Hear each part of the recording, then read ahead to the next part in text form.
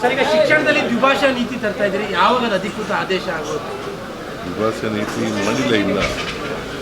ನಾವು ತೀರ್ಮಾನ ತಗೊಂಡಿರೋದು ಈಗ ಹಿಂದಿ ಭಾಷೆ ಥರ್ಡ್ ಲ್ಯಾಂಗ್ವೇಜ್ ಇದೆಯಲ್ಲ, ಅದು ಕಡ್ಡಾಯ ಮಾಡಬಾರ್ದು ಅಂತ ಹೇಳಿದ್ದೀವಿ ಅಷ್ಟೇ.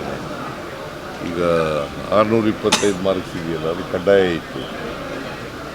100 ಮಾರ್ಕ್ಸು ಥರ್ಡ್ ಲ್ಯಾಂಗ್ವೇಜ್ ಇತ್ತು, ಅದನ್ನು ಕಡ್ಡಾಯ ಮಾಡಬಾರ್ದು ಅಂತ ಮಾಡಿದ್ದೀವಿ. ಆದೇಶ ಈ ಥರದಿಂದನೇ ಇರುತ್ತೆ ಈ ವರ್ಷದಿಂದ. ಸರ್, ಅದಕ್ಕೆ ಖಾಸಗಿ ಶಿಕ್ಷಣ ಸಂಸ್ಥೆಗಳು ವಿರೋಧ ಮಾಡ್ತಾ ಇದ್ದಾವೆ, ನಾವು ಇದನ್ನು ಒಪ್ಪೋದಿಲ್ಲ ದ್ವಿಭಾಷಾ ನೀತಿನ. ಸರ್ಕಾರ ತೀರ್ಮಾನ ಮಾಡಿದೆ, ಈಗ ವಿರೋಧ ಮಾಡೋರು ಇರ್ತಾರೆ, ಸ್ವಾಗತ ಮಾಡೋರು ಇರ್ತಾರೆ. ಎಲ್ಲರ 100% ಒಪ್ಪಿಗೆ ಮಾಡ್ಕೊಳ್ಳೋರು ಯಾವುದೂ ಇರೋದಿಲ್ಲ. ನೋಡೋಣ, ನಾವು ಅಂತೂ ಈ ತೀರ್ಮಾನ ಮಾಡಿದ್ವಿ. ಅಂದರೆ ಹಿಂದಿ ಏರಿಕೆ ಅತಿ ಆಗ್ತಾ ಇದೆ. ಹಿಂದಿ ಏರಿಕೆ ಅಂತಲ್ಲ, ಹಿಂದಿ ಭಾಷೆ ಕಲಿಬಾರ್ದು ಅಂತ ಏನಿಲ್ಲ, ಬಟ್ ಪರೀಕ್ಷೆ ಕಡ್ಡಾಯ ಆಗಬಾರ್ದು ಅನ್ನೋದು ಅಷ್ಟೇ. ನಮ್ಮ ಕಾಲದಲ್ಲೂ ಕೂಡ ಹಿಂದಿ ಕಡ್ಡಾಯ ಇರಲಿಲ್ಲ. ನಾವು ಓದುವಾಗ ಹಿಂದಿ ಕಡ್ಡಾಯ ಇರಲಿಲ್ಲ. ನೀವು ಓದೋಗಿತ್ತ? ಕಡ್ಡಾಯ ಇರಲಿಲ್ಲ, ನಾವು ಓದ್ತಾ ಇದ್ದೋ, ಕಡ್ಡಾಯ ಇರಲಿಲ್ಲ. ಕಡ್ಡಾಯ ಇಲ್ಲದೆ ಇರೋದ್ರಿಂದ ಓದಕ್ಕೆ ಹೋಗ್ಲಿಲ್ಲ, ನಾವು ಕಲಿಯಕ್ಕೆ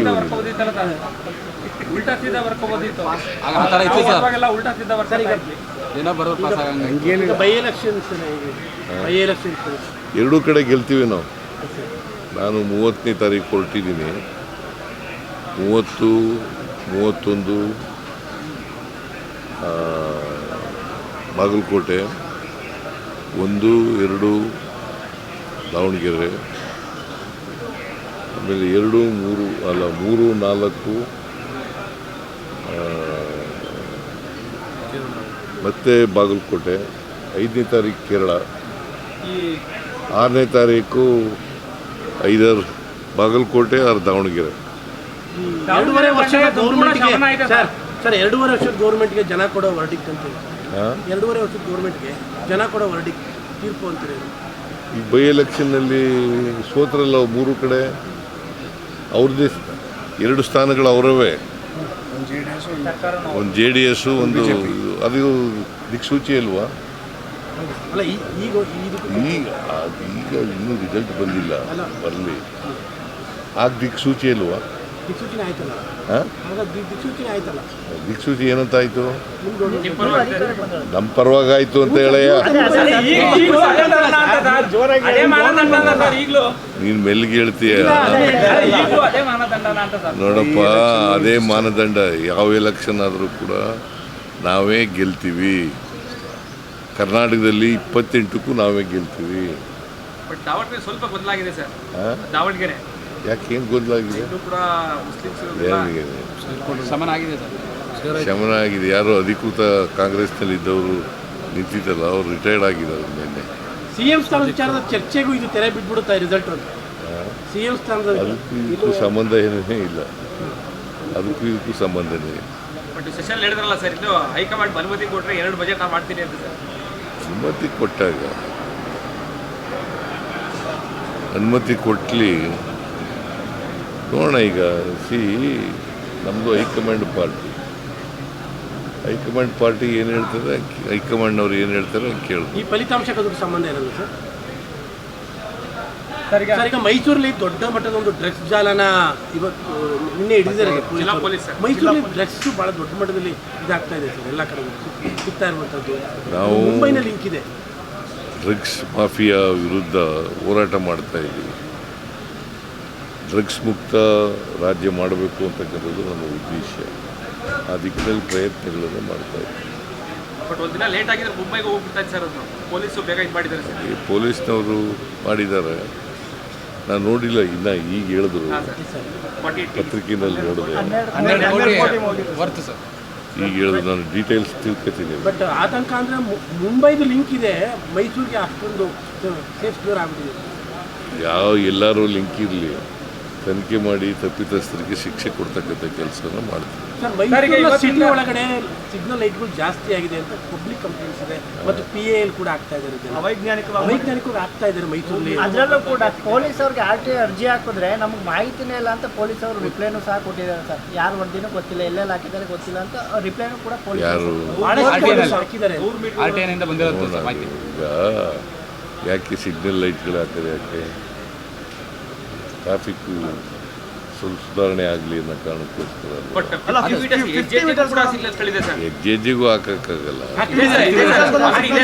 ನೀವು ಒಂದು ರೌಂಡ್ ಹಾಕಿ ಗೊತ್ತಾಗ್ಬಿಡುತ್ತೆ ಸರ್. ನಾಳೆ ಬೆಳಿಗ್ಗೆ ಒಂದು ರೌಂಡ್ ನೀವಿದ್ದಾಗ ಸಿಗ್ನಲ್ ಹಾಕಿದ್ರೆ ತೊಂದರೆ ಆಗಿದೆಯಾ? ಅಲ್ಲ ನನಗೆಲ್ಲ ಪಬ್ಲಿಕ್ ತೊಂದರೆ ಆಗಿದೆ. ಅಲ್ಲಪ್ಪ ನಿಮಗೆ ನೀನು ಪಬ್ಲಿಕ್ ಅಲ್ವೇನೆ. ಸರ್ ಈಗ ಇವತ್ತಿಂದ IPL ಮ್ಯಾಚ್ ಶುರುವಾಗ್ತಾ ಇದೆ. ನೀವೇನಾದ್ರು ಸೂಚನೆ ಕೊಡ್ತೀರಾ? ಆ ವಿಚಾರದಲ್ಲೂ ಸೂಚನೆ ಕೊಡ್ತೀರಾ? ಗೊತ್ತಿಲ್ಲ, ನನಗೆ ಕೇಳ್ತೀನಿ. ನೀವು ಒಂದು ರೌಂಡ್ ಹಾಕಿದ್ರೆ ಸಂಜೆ ನೋಡಿದ್ರೆ ನಾನು ನೋಡ್ಕೊಂಬಂದೆ. ಈಗ ಇದೆ ಸರ್. ಎಲ್ಲ ನೋಡ್ಕೊಂಬಂದೆ. ರೆಗ್ಯುಲೇಟ್ ಟ್ರಾಫಿಕ್ ಹಾಕೋಕ್ಕಿಂತ ಮೊದಲೇ ಹೆಂಗಿತ್ತು ಟ್ರಾಫಿಕ್ಕು, ಹೆಂಗಿದೆ, ಅವು ಇಂಡಿಸಿಪ್ಲಿನ್ ಇರೆಗ್ಯುಲರ್ ಅದೆಲ್ಲ ಬ್ರೀಫ್ ಮಾಡಿದ್ರು. ನಾನೇ ಹೋಗಿದ್ದೆ ಬೆಳಗ್ಗೆಯಿಂದ. ಅದು white topping, bus stand, ಅಂಬೇಡ್ಕರ್ದೆಲ್ಲ inspect ಮಾಡ್ಕೊಂಡು ಬಂದೆ. ಬಟ್ ಅದು ಸೈಂಟಿಫಿಕ್ ಆಗಿ ಆಕ್ಸಿಡೆಂಟ್ಗಳನ್ನ, ಅನವಶ್ಯಕ ಟ್ರಾಫಿಕ್ ವೈಲೇಷನ್ನ ಪ್ರಿವೆಂಟ್ ಮಾಡುತ್ತೆ. ಇನ್ಕನ್ವೀನಿಯನ್ಸ್ ಆಗಿದ್ದರೆ ಇನ್ನೊಂದು ಸರಿ ವೆರಿಫೈ ಮಾಡಿ ಆ ಥರದ ಸ್ಪಾಟ್ಗಳಿದ್ದರೆ ವಿಲ್ ಎಕ್ಸಾಮೈನ್. ಬಟ್ ಮಾಡಿರೋದು ಜನಗಳ ಸಿಗ್ನಲ್ ಸಾಕಿದ ಮೇಲೆ ರಿಂಗ್ ರೋಡಲ್ಲಿ ಆಕ್ಸಿಡೆಂಟ್ ಕಡಿಮೆ ಆಗೈತೆ. ಇನ್ಚಾರ್ಜ್ ಮಿನಿಸ್ಟರ್ ಹೇಳ್ತಾ ಇದ್ದಾರೆ ವೈಜ್ಞಾನಿಕವಾಗಿ ಟ್ರಾಫಿಕ್ ಕಂಟ್ರೋಲ್ ಮಾಡಲಿಕ್ಕೋಸ್ಕರ ಮಾಡಿರ್ತಕ್ಕಂಥ. ಏನಾದರೂ ತೊಂದರೆಗಳಿದ್ದರೆ ನೋಡೋಣ, ವಿಚಾರಣೆ ಮಾಡೋಣ. ಸರ್ IPL ಮ್ಯಾಚ್ ಸರ್ ಇವತ್ತಿಂದ ಸರ್ ಗೊತ್ತಿಲ್ಲ, ನೀವು ನಾನು ಹೋಗ್ತಾ ಇಲ್ಲ. ತಮಗೂ ಇಂಟ್ರೆಸ್ಟ್ ಇತ್ತಲ್ಲ ಕ್ರಿಕೆಟ್? ಕ್ರಿಕೆಟ್ ಇಂಟ್ರೆಸ್ಟ್ ಇದೆ, ಬಟ್ ಇವತ್ತು ಹೋಯ್ತಾ ಇಲ್ಲ. ಮೈಸೂರು ಬಂದ್ಬಿಟ್ಟಿದೆ. ಸದನದಲ್ಲಿ ಶಾಸಕರುಗಳು ಟಿಕೆಟ್ ಕೇಳಿದಂತ ವಿಚಾರ ಸಾಕಷ್ಟು ಚರ್ಚೆ ಆಗ್ತವೆ, ಪರ ವಿರೋಧ ಚರ್ಚೆಗಳು. ಅದ್ರ ಬಗ್ಗೆ ತಮ್ಮ ಸಾಕಷ್ಟು ಜನ ನಮಗೆ ಟಿಕೆಟ್ ಬೇಡ ಅಂತಾನು ಕೂಡ ಹೇಳಿದ್ರು. ಸುರೇಶ್ ಕುಮಾರ್ ಕೂಡ ನಮಗೆ ಬೇಡ ಟಿಕೆಟ್ ಬೇಡ ಅಂತಂದ್ರೆ ಬೇಡ, ಯಾರು ನೋಡಕ್ ಹೋಗ್ತಾರೆ ಅವ್ರು ಹೋಗಿ. ವಿಧಾನಸೌಧ ಚರ್ಚೆ ಮಾಡೋ ಅವಶ್ಯಕತೆ ಇತ್ತ ಸರ್?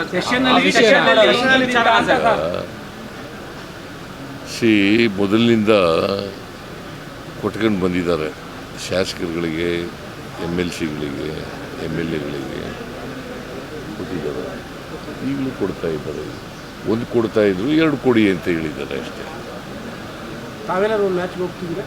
ನಾನು ನೆಕ್ಸ್ಟ್ ಮ್ಯಾಚ್ ಇವತ್ತು ನೋಡ್ತೀನಿ, ಸಮಯ ಸಿಕ್ಕಿದ್ರೆ. 9ನೇ ತಾರೀಕಿನವ್ರಿಗಂತೂ ಹೋಗೋಕ್ಕಾಗಲ್ಲ, ಬೈ ಎಲೆಕ್ಷನ್. ನೋಡ್ರಿ, ಕೆಲಸ ಇದ್ದರೆ ಹೋಗಲ್ಲ, ಕೆಲಸ ಇಲ್ಲದಾಗ ಹೋಗ್ತೀನಿ.